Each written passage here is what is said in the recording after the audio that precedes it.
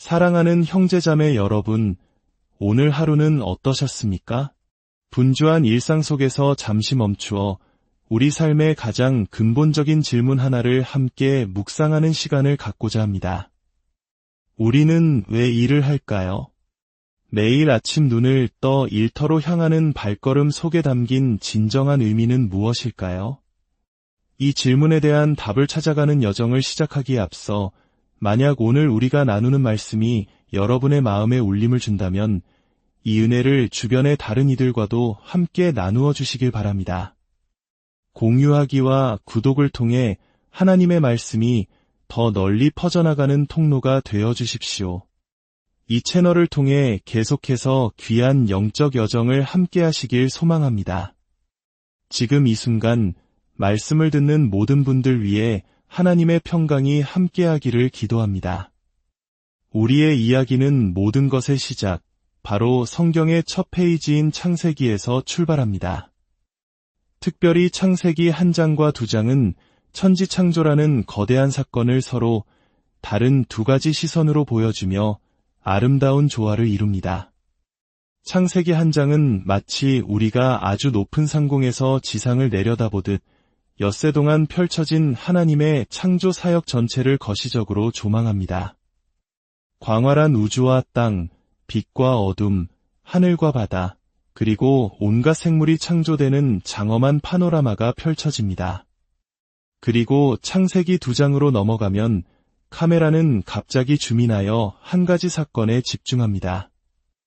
이미 1장에서 남자와 여자가 창조되었음에도 불구하고 2장에서는 하나님께서 어떻게 흙으로 아담을 빚으시고 그의 갈빗대로 하와를 만드셨는지 그 과정을 아주 섬세하고 구체적으로 묘사합니다. 이것은 단순히 같은 사건의 반복이 아닙니다.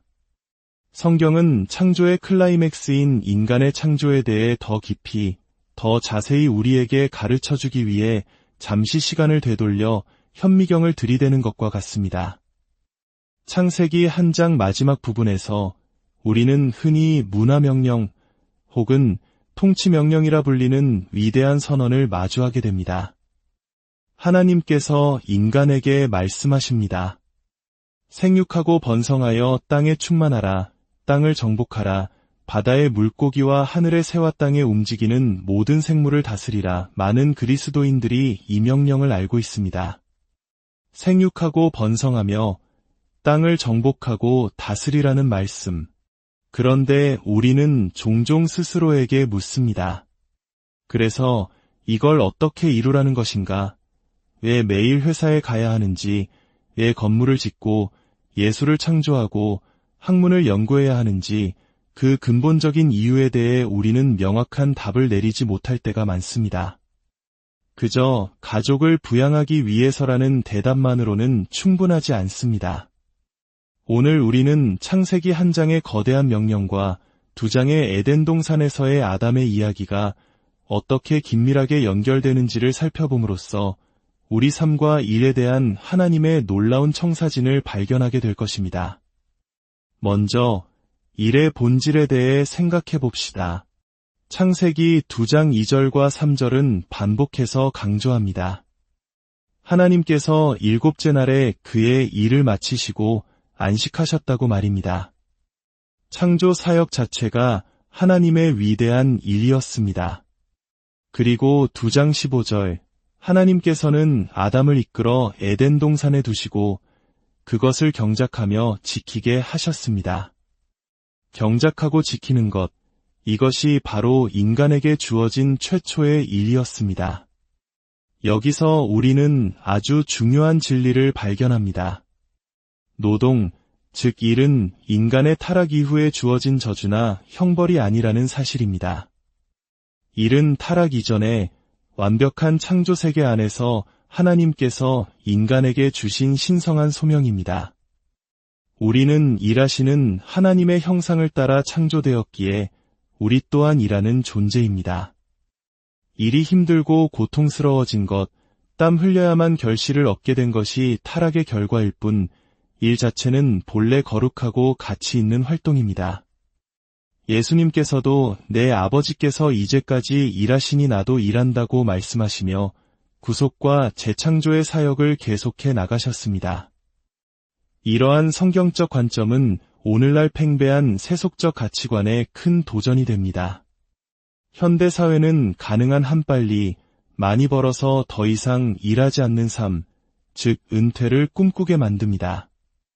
하지만 성경 어디에도 인간이 은퇴를 위해 창조되었다는 말은 없습니다. 우리는 죽는 날까지 하나님이 주신 재능과 지혜로 일하고 섬기고 다음 세대에게 유산을 물려주도록 부름받았습니다. 물론 평생 한 가지 직업에 얽매여야 한다는 뜻은 아닙니다. 젊은 시절의 수고를 통해 얻은 경험과 자산을 바탕으로 인생의 후반기에는 더욱 열정적으로 주님의 사역에 헌신하거나 자신이 진정으로 원하는 가치 있는 일에 삶을 투자하는 것은 참으로 아름다운 모습일 것입니다. 중요한 것은 일하지 않기 위해 일한다는 생각에서 벗어나 하나님의 영광을 위해 일한다는 목적을 회복하는 것입니다. 그렇다면 우리는 어떻게 일해야 할까요? 그 해답은 에덴 동산에 심겨진 세 종류의 나무에 숨겨져 있습니다. 창세기 2장 9절을 보면 하나님께서는 동산에 세 종류의 나무가 자라게 하셨습니다. 첫째는 보기에 아름다운 나무, 둘째는 먹기에 좋은 나무, 그리고 셋째는 동산 중앙에 있는 생명나무와 선악을 알게 하는 나무입니다. 이 세 종류의 나무는 우리가 하는 모든 일의 기준이 되어야 할 세 가지 핵심 가치, 즉 아름다움, 선함, 진리를 상징합니다. 첫째, 아름다움입니다. 하나님은 단지 기능적인 것들만 만들지 않으셨습니다. 그분은 그 자체로 경이롭고 아름다운 것들을 창조하셨습니다. 아무런 실용적 목적이 없어 보이는 노을의 찬란한 빛깔, 이름 모를 들꽃의 섬세한 자태, 깊은 밤하늘의 은하수. 이 모든 것은 하나님의 미적 감각을 드러냅니다. 그러므로 우리가 하는 일 또한 아름다움을 추구해야 합니다. 어떤 문화는 강을 건너기 위해 그저 밧줄 하나를 던져 놓는 것에 만족할지 모릅니다. 하지만 하나님의 창조 원리를 깊이 이해하는 문화는 단순히 강을 건너는 기능을 넘어 그 자체로 예술 작품이 되어보는 이에게 감동을 주는 다리를 건설하고자 노력합니다. 이것이 바로 우리가 건축, 디자인, 예술, 음악을 통해 하나님의 창조적 성품을 세상에 드러내는 방식입니다.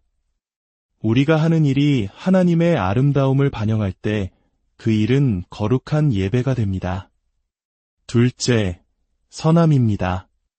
동산에는 먹기에 좋은 나무들이 있었습니다.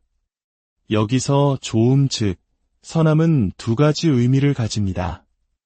하나는 우리 몸에 영양을 공급하여 유익을 주는 선함입니다. 음식은 생존을 위한 연료입니다. 하지만 하나님은 우리에게 수천 개의 미래를 주시어 음식을 통해 즐거움을 느끼게 하셨습니다. 달고, 짜고, 시고, 쓴맛의 조화가 주는 기쁨, 맛있는 음식을 나눌 때의 행복, 이 또한 하나님이 의도하신 선함입니다.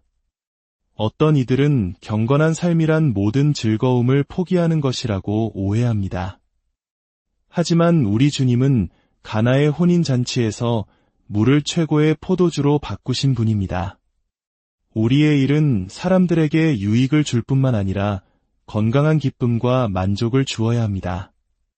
우리가 만든 제품, 우리가 제공하는 서비스, 우리가 맺는 관계 속에 이러한 선함이 깃들어야 합니다. 셋째, 진리입니다. 동산 중앙에는 선악을 알게 하는 나무가 있었습니다. 이 나무는 우주의 절대적인 도덕적 기준, 즉 옳고 그름을 정하시는 분이 하나님이심을 상징합니다. 이것이 바로 진리입니다. 우리의 모든 일은 이 진리의 토대 위에 세워져야 합니다. 다시 다리를 짓는 예로 돌아가 봅시다. 우리는 아름다운 다리를 설계하고 튼튼하고 좋은 재료를 사용하여 사람들에게 유익을 주는 선한 다리를 만들어야 합니다. 하지만 동시에 그 다리는 정직한 공법으로 지어져 사람들의 생명을 보호하는 안전한 다리여야 합니다. 이것이 바로 진리의 원칙입니다. 사람의 생명은 하나님의 형상대로 지어졌기에 존엄하며 보호받아야 마땅합니다. 이것이 오늘날 우리에게 신학자뿐만 아니라 기독교적 세계관을 가진 건축가, 엔지니어, 의사, 법률가, 예술가가 필요한 이유입니다. 어떤 직업을 가졌든 우리의 일은 진리, 아름다움, 선함이라는 새 기둥 위에 굳건히 서 있어야 합니다. 사랑하는 성도 여러분, 이 시점에서 우리는 신약의 대의임령과 구약의 문화명령이 어떻게 연결되는지를 보게 됩니다.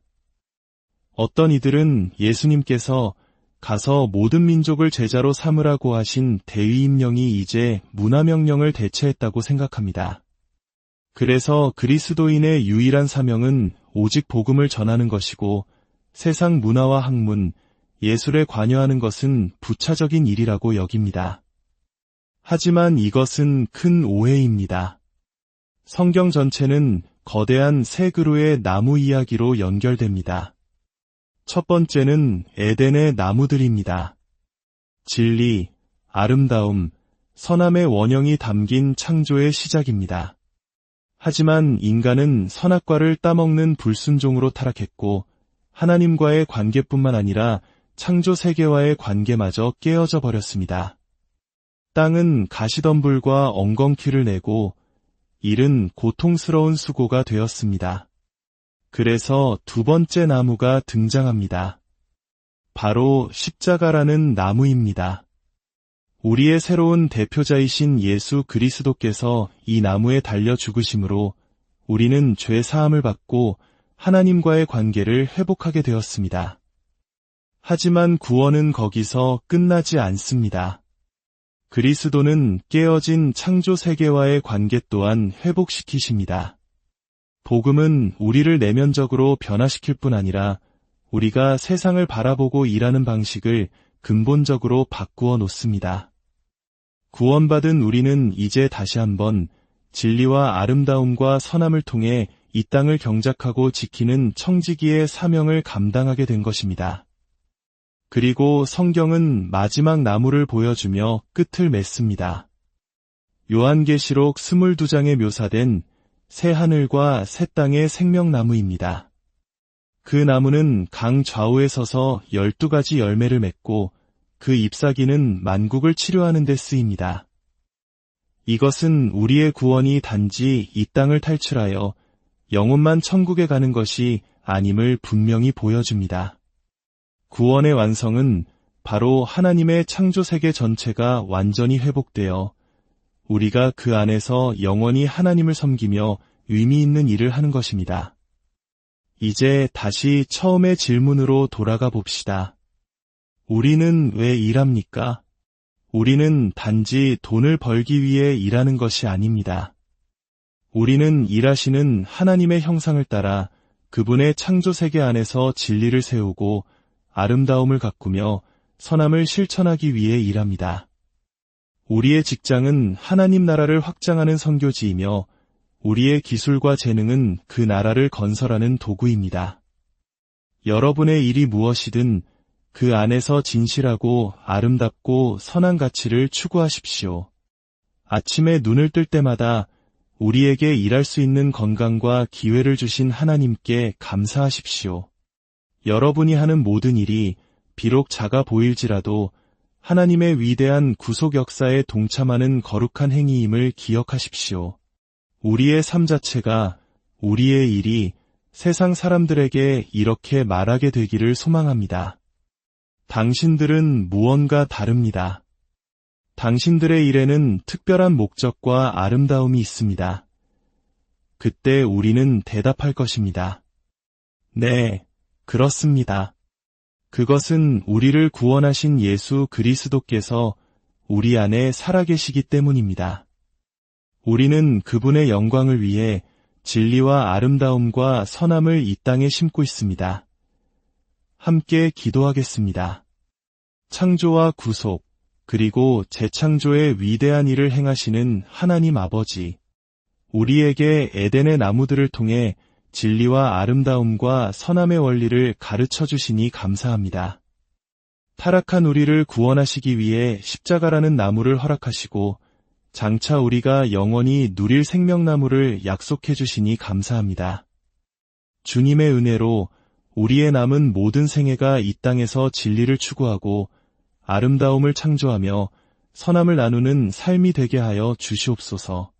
우리의 모든 일이 우리 자신을 위한 것이 아니라 오직 주님의 영광을 위한 거룩한 예배가 되게 하여 주시옵소서. 우리 구주 예수 그리스도의 이름으로 기도합니다.